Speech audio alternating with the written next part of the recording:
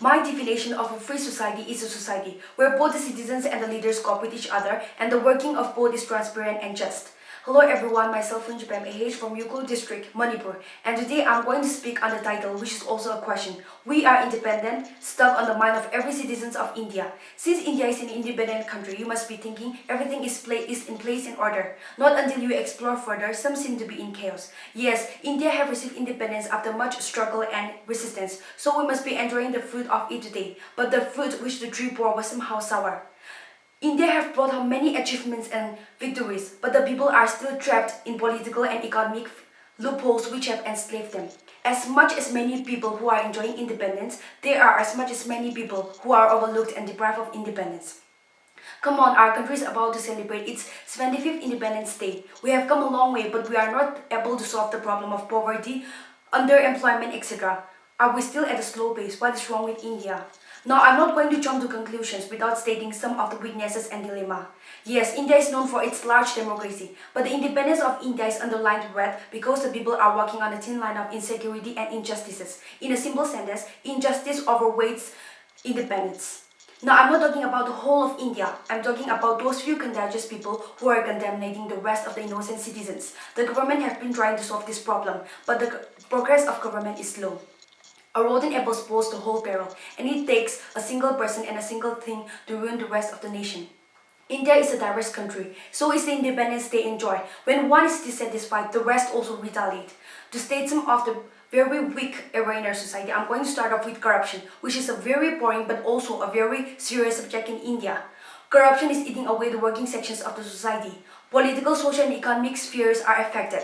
Because while India is at the threshold of becoming superpowers, corruption rots away everything. India is the second most populous country in the world, but also one of the most poorest countries in the world. Talk about poverty, it is now the shocking news. Now, like how Opai Ezekwesili have said, he have said that anyone who wants to tackle the problem of corruption must be willing to go all the way. There are no shortcuts.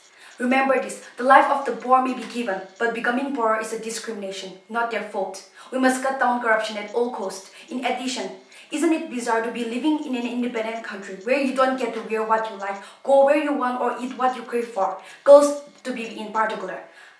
Rape cases and gender discrimination still prevails in India today. Why can't we girls go around like boys? In any competition or in the survival of the fittest, girls are at equal level with boys. And if unequal treatment is shown between them, then there is no independence. Furthermore, opportunities. Well, opportunities are supposed to be served in an open table. But in India, opportunities are like golden tickets which only the rich and distinguished persons have.